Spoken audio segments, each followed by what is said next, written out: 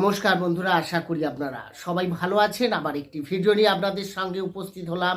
আজকের বিষয়বস্তু সত্যি খুবই গুরুত্বপূর্ণ, কারণ 2025 তো এসে গেল। আপনাদের জীবনে কি ঘটতে চলেছে, তো আজকের বিষয় হচ্ছে মেষ রাশির ক্ষেত্রে। কারণ একটি রাশিফল পুরো 12টা রাশি তো একবারে দেওয়া সম্ভব নয়। একটি রাশি নিয়ে আমরা আসছি, কারণ অনেকেই কমেন্টসে লিখেছেন এখনও রাশিফল 2025 এসে গেল, এখনও পেলাম না। তো বন্ধুরা, সেই অনুযায়ী একটু দেরি হয়ে গেল। তবু আমি আপনাদের যাতে আগাম জানতে পারেন, কারণ কোনো বিষয় যদি আপনি কি সমস্যা আসছে বা আগাম কোন গ্রহ আপনাকে ভালো ফল দিতে চলেছে, কোন গ্রহ খারাপ, সেই অনুযায়ী আপনি আগে থেকে প্রিপারেশন নিয়ে রাখবেন, তাতে আপনারই ভালো হবে। মেষ রাশির ক্ষেত্রে 2025 কেমন যেতে চলেছে, আজকের এই আলোচনা নিয়ে আমি আসছি বন্ধুরা। তাই যারা মেষ রাশির ব্যক্তিরা রয়েছেন, বহু ব্যক্তি রয়েছেন, প্রশ্ন একাধিক, কারো শিক্ষার রিলেটেড, কেউ পড়াশুনো করছেন, এই রকম ব্যক্তিরা তারা প্রশ্ন করেন যে আমার এই বৎসর এক্সাম রয়েছে, কোনো সরকারি পরীক্ষার জন্য আমি প্রস্তুতি নিচ্ছি, আমার কেমন যাবে। বা কারো চাকরির ক্ষেত্রে অনেক চেষ্টা করছেন, চাকরি হচ্ছে না, তাদের এই বছরটা চাকরির ক্ষেত্রে ভালো আসছে তো সময়, ভাগ্য আপনার এই বছরটা কেমন যাবে, সব নিয়ে প্রশ্ন একাধিক। উত্তর পাবেন এই ভিডিওর মাধ্যমে। প্রশ্ন তো থাকবেই, প্রত্যেকটা মানুষের এক এক সমস্যা নিয়ে আমাদের কাছে তো আসেন, তো সেই প্রশ্নের উত্তর আমরা খুঁজবো এই ভিডিওর মাধ্যমে। তাই ভিডিওটি কিন্তু মনোযোগ সহকারে যারা মেষ রাশি ব্যক্তিরা রয়েছেন প্রথম থেকে শেষ অবধি দেখুন। দেখার পর দেখবেন আপনার অনেক প্রশ্নের উত্তর পাচ্ছেন। যদি ভালো লাগে পারলে চ্যানেলটিকে সাবস্ক্রাইব করে পাশে থাকা বেল আইকনটি প্রেস করতে ভুলবেন না, কারণ এই ধরনের যে ভিডিওর নোটিফিকেশান পরবর্তীকালে তাহলে আপনি সহজে পেয়ে যাবেন। আসি আলোচনায়। তাহলে প্রথমে দেখে নেব 2025 শুরু হওয়ার সঙ্গে সঙ্গে আপনার রাশির সাপেক্ষে যে গ্রহের অবস্থান থাকবে সেটা কেমন। প্রথমে দ্বিতীয়ভাবে থাকছে বৃহস্পতি, আপনার রাশির দ্বাদশে রাহু, একাদশে শনি, আপনার রাশির চতুর্থভাবে থাকছে মঙ্গল, রাশির সপ্তমভাবে কোনো গ্রহ থাকছে না, অষ্টমে থাকছে বুধ, নবমে থাকছে রবি।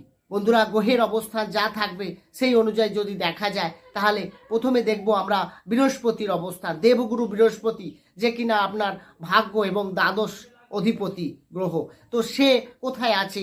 তো বৃহস্পতি আপনাকে এই পুরো বৎসর কি কি ফল দিতে চলেছে বন্ধুরা, প্রথমে দেখে নেব। বৃহস্পতি তো অবস্থান করে থাকবে আপনার দ্বিতীয়ভাবে 15ই মে পর্যন্ত। 15ই মে কিন্তু বৃহস্পতি আপনার তৃতীয়ভাবে গোচর করে যাবে। তাহলে এই 15ই মে পর্যন্ত, মানে জানুয়ারি থেকে শুরু করে 2025-এর 15ই মে পর্যন্ত বৃহস্পতি আপনার দ্বিতীয়ভাবে অবস্থান করে থেকে বৃহস্পতির দৃষ্টি আপনার ষষ্ঠ, অষ্টম এবং দশম ঘরের উপরে পড়বে। তো দ্বিতীয়ভাবে বৃহস্পতির অবস্থান বিশেষ করে ভাগ্যের অধিপতি গ্রহ, তার মানে আপনার অর্থ প্রাপ্তির যোগ রয়েছে, অর্থ সম্পদ সঞ্চয়, এটা কিন্তু আপনার বেশ ভালো থাকবে। আপনার সেভিংস, ব্যাংকিং সেক্টর আপনার ক্ষেত্রে খুব ভালো, যে আপনি সঞ্চয় করার জায়গাটা কিন্তু মজবুত। তার মানে মে 2015 পর্যন্ত অর্থের জায়গাটা আপনার বৃহস্পতি ভালো রাখবে। তার সঙ্গে সঙ্গে আপনার ভিউ অফ টকিং, কথাবার্তা, মানুষকে বোঝানো কোনো বিষয় নিয়ে, সেটা আপনি পারবেন। ফ্যামিলি রিলেশনের ক্ষেত্রেও দেখা যাবে এই মে 2025 পর্যন্ত, যে মে 2025-এর 15 তারিখ পর্যন্ত খুবই ভালো থাকবে। ফ্যামিলি প্ল্যানিং করতে পারেন আপনারা, এটাও কিন্তু বেশ ভালো দেখাচ্ছে আপনার। তো বৃহস্পতির দৃষ্টি যখন ষষ্ঠ, অষ্টমের ঘরে থাকবে এই 15ই মে পর্যন্ত, তাহলে আপনাকে হেলথ ইস্যু, যেটা হচ্ছে আপনার পেটে, স্টমাক রিলেটেড, লিভার ফাংশন থেকে কিছু সমস্যা, এগুলো কিন্তু দেখা যাবে। কারণ আপনার ষষ্ঠ, অষ্টমের উপরে যে অশুভ ভাবের উপরে বৃহস্পতির এই দৃষ্টি, এটা কিন্তু শুভ নয়। তো সেই জায়গা থেকে আমরা বলবো হেলথ নিয়ে একটু সাবধান। আপনাকে প্রথম বছরের প্রথম এই 3 মাস কিন্তু আপনাকে একটু থাকতে হবে, বিশেষ করে আপনার মে 15ই মে 2025 পর্যন্ত, কারণ এখানে আপনার কিছুটা হেলথ ইস্যু আসতে চলেছে, একটু সাবধানে আপনাকে থাকতে হবে। এরপরে বৃহস্পতি যখনই থার্ড লটে যাবে, অর্থাৎ তৃতীয়ভাবে গোচর করে যাবে, কবে না 15ই মে 2025। তো সেখানে আপনাদের কি করবে না, বৃহস্পতি তৃতীয় হাউস হচ্ছে কি না, যেখানে ভাই বোন সঙ্গে রিলেশন, এটা যেমন ভালো করবে, তেমনি আবার আপনার মেয়ের পর থেকে আপনার অনলাইন যারা কাজ করেন, ডিজিটাল মার্কেটিংয়ে যারা কাজ করে থাকেন, ছোটোখাটো ট্রাভেলিংয়ের যারা সঙ্গে যুক্ত বা ট্রাভেল করতে চাইছেন কোনো ভ্রমণ সূত্রে, ছোটোখাটো, বেশি বড় নয় এখানে, তো সেই জায়গা থেকে আপনার কিন্তু বৃহস্পতি অনেকটা আপনাকে বেটার ফল দিতে চলেছে। বৃহস্পতি যখনই তৃতীয়ভাবে অবস্থান করে থাকবে, বৃহস্পতির দৃষ্টি কিন্তু থাকবে আপনার নবম ভাব, সপ্তম ভাব এবং একাদশ ভাবের উপরে। সপ্তম মানে হচ্ছে যেখানে বিজনেস, তার মানে যারা ব্যবসা করছেন তাদের জন্য মের পর থেকে 2025-এর একদম ডিসেম্বর পর্যন্ত খুব ভালো সময়। এই সময় যেমন আপনি নতুন বিজনেস শুরু করতে পারেন, ব্যবসার ক্ষেত্রে আপনার গ্রোথ দেখা যাবে, ব্যবসা আপনার লাভ বৃদ্ধি পাবে। অনেকদিন ধরে মন্দা চলছে ধরুন, সেই জায়গা থেকে ব্যবসায়ীদের ক্ষেত্রে খুব ভালো, মেষ রাশির যারা ব্যবসায়ীরা রয়েছেন বা যারা অনেক যোগাযোগ করছেন বিয়ের ক্ষেত্রে বা ম্যারেজ লাইফের ক্ষেত্রে যদি দেখা যায়, তাহলে মেয়ের পর থেকে খুব ভালো সময় আসছে। তাই যারা বিয়ে করতে যাচ্ছেন বা যোগাযোগ হচ্ছে না তাদের জন্য কিন্তু মেয়ের পর থেকে খুব ভালো সময়।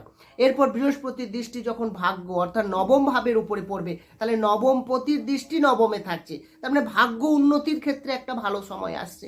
মানে আপনি যদি কোনো জিনিস পারচেস করতে চান, সেল করতে চান বা অনেক দিন ধরে প্ল্যানিং করছেন, কোনো করবেন, হচ্ছে না, বাধা আসছে, সেই সব কাজ কিন্তু পেন্ডিং কাজ আপনার কমপ্লিট হবে। শুভ কাজ, কোনো মাঙ্গলিক কাজ, কোনো গাড়ি পারচেস করতে যাচ্ছেন, কোনো ফ্ল্যাট নিতে যাচ্ছেন, এসবের ক্ষেত্রে কিন্তু আপনার মেয়ের পর থেকে খুব ভালো সময়, কারণ বৃহস্পতির অবস্থান সেটাই বলছে। বৃহস্পতির দৃষ্টি একাদশে থাকবে, তার মানে হচ্ছে আপনার প্রফিট অর্থাৎ আপনার ইনক্রিমেন্ট, কাজের জায়গা থেকে প্রমোশন, এগুলো কিন্তু ভালো হবে মেয়ের পর থেকে। মে 2025 থেকে শুরু করে একদম ডিসেম্বর 2025 পর্যন্ত বৃহস্পতির একাদশের দৃষ্টি আপনার আয় ইনকাম বৃদ্ধি পাওয়ার একটা সম্ভাবনা রয়েছে, এটা কিন্তু ইঙ্গিত করছে। তাহলে বৃহস্পতির গোচর দেখাচ্ছে যে 2025 আপনাকে কিন্তু অনেকটাই পজিটিভ দিচ্ছে। শুধু হেলথ পারপাসে আপনাকে মে পর্যন্ত একটু সাবধানে এগোতে হবে, হেলথের একটু সমস্যা আসতে পারে। এরপরে আসবো শনির অবস্থান। হ্যাঁ বন্ধুরা, কারণ আপনার রাশির সাপেক্ষে শনি হচ্ছে দশম এবং একাদশ ঘরের অধিপতি। তাহলে সে অবস্থান করে থাকবে প্রথমে তো একাদশে, তারপর কিন্তু দ্বাদশে গোচর করে যাবে। শনি একাদশে কতদিন থাকবে? মার্চ 2030 পর্যন্ত। মার্চ 2030 পর্যন্ত শনি আপনার একাদশ ভাবে থাকছে। তাহলে একাদশ ভাবে শনির এই অবস্থান, তার মানে এখানে কিন্তু আপনার ইনকামের জায়গায় আগেই বলেছি বৃদ্ধি পাবে। আর মেয়ের পর থেকে আবার বৃহস্পতি বাড়াবে, আবার শনির অবস্থান কিন্তু এখানে পজিটিভ দেখাচ্ছে, তার মানে এখানে আয় ইনকাম বৃদ্ধি পাওয়ার একটা সম্ভাবনা রয়েছে। শনি কিন্তু কারণ গোচর করে যাচ্ছে, যেতে যেতে আপনাকে প্রফিট দিয়ে যেতে পারে শনি, এটা কিন্তু আপনাকে লক্ষ্য করতে হবে। কিন্তু আরেকটা জিনিস লক্ষ্য করলে, কারণ মার্চের পর 30 তারিখ মার্চ, মানে 30শে মার্চের পর শনি যখন দ্বাদশে গোচর করবে, তার মানে শনির 7.5 শুরু হয়ে গেল প্রথম চরণ। তাহলে মেষ রাশির ক্ষেত্রে এই যে শনি 7.5 শুরু হলো, আপনাকে কি ফল দেবে আমি নেক্সট ভিডিও আনবো, যে শনির 7.5 জন্য মেষ রাশি কিভাবে প্রভাবিত করছে, ডিটেলসে আলোচনা হবে। তবুও আমি একটু টাচ করে যাচ্ছি যে যারা দেখুন জন্মছকে যাদের শনি খারাপ অবস্থায় থাকবে, শনি 7.5 মানেই খারাপ, এটা ভাবার কিছু নেই।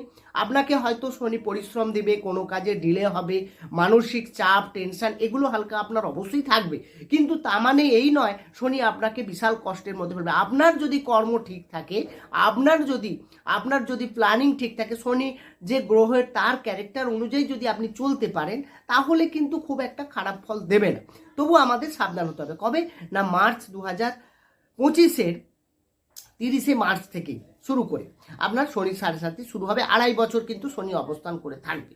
তার মানে এখানে শনি দ্বাদশে অবস্থান করা মানেই আপনার বিদেশি গতিবিধি বাড়াবে, অর্থাৎ যারা ফরেন ট্রানজ্যাকশন যাদের হয়, বিদেশি কোম্পানিতে যারা জব করে, তাদের ক্ষেত্রে কিছুটা বেটার দেবে। বাকি আপনার কিছু হেলথ, বিশেষ করে আপনার পায়ের বা জয়েন্ট পেন্টের, হাড়ের কিছু সমস্যা আসতে পারে, আপনাকে আগে থেকে একটু সাবধান হতে হবে মার্চের পর থেকে শনির এই অবস্থান অনুযায়ী। বাকি আপনার কিছু অর্থ খরচ বা কিছু ব্যয়কেও ইঙ্গিত করছে, সেটাও আপনাকে সাবধান, অর্থাৎ খরচাপাতি বলুন, সময়ের কিছু ব্যয় হতে পারে, এগুলোকে বিশেষ আপনাকে নজর রাখতে হবে। বাকি আপনার কিন্তু শনির দ্বাদশে অবস্থান যে খুব বিশাল ডিস্টার্ব করবে সেরকম নয়, তবে শনির এই অবস্থানটা কিন্তু জন্মকালীন অবস্থানের সঙ্গে অনেকটা মিলিয়ে দেখতে হয়। তো সেই জায়গায় যারও মানে ডিটেলসে যদি কেউ জানতে চান অবশ্যই ডেসক্রিপশনে নম্বর হচ্ছে, আপনারা আপনাদের জন্মকুষ্টি আগে পাঠান, সেই জায়গায় অনুযায়ী আপনাদের বিচার করা হবে। এরপরে যে বিষয় আমরা রাহুর অবস্থানটা দেখে নেব। রাহু বর্তমানে তো দ্বাদশে থাকবে জানুয়ারি থেকে। 18ই মে 2025 রাহু কিন্তু চলে যাবে আপনার গোচর করে একাদশভাবে। তার মানে এই বছর 4টে মেন গ্রহ তারা কিন্তু রাশি পরিবর্তন করছে, যারা অনেক দীর্ঘদিন ধরে আপনার রাশিতে অবস্থান করেছিল, তার মধ্যে বৃহস্পতি, শনি, রাহু, কেতু। তো কিছুটা তো এই বছর একটা অন্যরকম বার্তা নিয়ে আসবে প্রত্যেকটা রাশির ক্ষেত্রে বন্ধুরা। তো রাহুর এই দ্বাদশ থেকে একাদশভাবে যাওয়া, একাদশভাবে রাহু অবস্থান কিন্তু অনেকটা পজিটিভও মানা হয়। একাদশ ভাগ আয়ের উৎসস্থল, সেই জায়গা থেকে আপনার হঠাৎ প্রাপ্তি ঘটতে পারে, সেটা হতে পারে লটারি বা আপনার ফাটকা কিছু ইনকাম আসতে পারে। বাকি আপনি যদি শেয়ার মার্কেট, স্টক মার্কেটে ইনভেস্টের দিকে যান, সেই জায়গায় কিন্তু রাহু আপনাকে অনেকটা পজিটিভ ফল দেবে। তবে অবশ্যই কিন্তু ভালো করে বিবেচনা করে যাবেন, এটা নয় যে আপনি হুটহাট ডিসিশন নিয়ে নেবেন, কারণ এটা গোচরের ফল, জন্মকালীন একটা ফল রয়েছে, সেখানে রাহু কেমন আছে সেটাও দেখা কিন্তু বিচার্য বিষয়। তবে এখানে বর্তমানে যা পরিস্থিতি দেখাচ্ছে, একাদশে যখনই 18ই মের পর রাহু গোচর করে যাবে, আপনাকে কিন্তু বেশ কিছু সুবিধা দেবে। আপনার এটা কিন্তু একটু বিশেষ নজর রাখবেন। কেতু আপনার ষষ্ঠ থেকে পঞ্চমে চলে যাবে। হ্যাঁ, পঞ্চম ভাব এখানে কিন্তু কেতু অবস্থান করায় যারা লাভ রিলেশনে রয়েছেন, যারা শিক্ষা ক্ষেত্রে রয়েছেন, যারা সন্তান নিয়ে কিছু চিন্তায় আছেন, তাদের ক্ষেত্রে কিন্তু চিন্তা বাড়াবে। কবে না 18ই মের পর। রাহু অল্টারনেট হচ্ছে কেতু, রাহু গোচর করবে মানে কেতু এদিকেও গোচর করবে, এবং এরা সব ক্লক ওয়াইজ ঘোরে। তো সেই হিসেবে আপনি যদি দেখা যায় তাহলে ষষ্ঠ থেকে পঞ্চমে গোচর করে যাবে। তাহলে পঞ্চমে যখনই গোচর করে যাবে, তার মানে আপনার পড়াশুনোর ক্ষেত্রে কিছুটা অমনোযোগী তৈরি করবে, শিক্ষার ক্ষেত্রে কিছুটা ডিসিশন মেকিংয়ের সমস্যা হবে, সিদ্ধান্ত নিতে গিয়ে অসুবিধা হবে, ঠিক মন বসবে না, ডাউটনেস কাজ করবে। এটা কিন্তু কেতুর একটা সমস্যা তৈরি করতে পারে, আপনাকে একটু সাবধান হতে হবে। আর রিলেশনশিপে যারা রয়েছেন তাদেরও কিন্তু কিছুটা সমস্যা, অর্থাৎ সন্দেহ। হ্যাঁ, আপনি সামনের ব্যক্তির প্রতি, সেটা হতে পারে মেল বা ফিমেল, আপনার যেই হন না কেন, তার প্রতি একটা ডাউটনেস করা, এটা কিন্তু দেখা যাবে। তো এই বিষয়ে আপনাকে একটু সাবধান হতে হবে। দুজনের মধ্যে প্ল্যানিং করে আপনি কোনো কাজ করবেন, আলোচনা করবেন, তাহলে সেরকম বড় সমস্যা হবে না।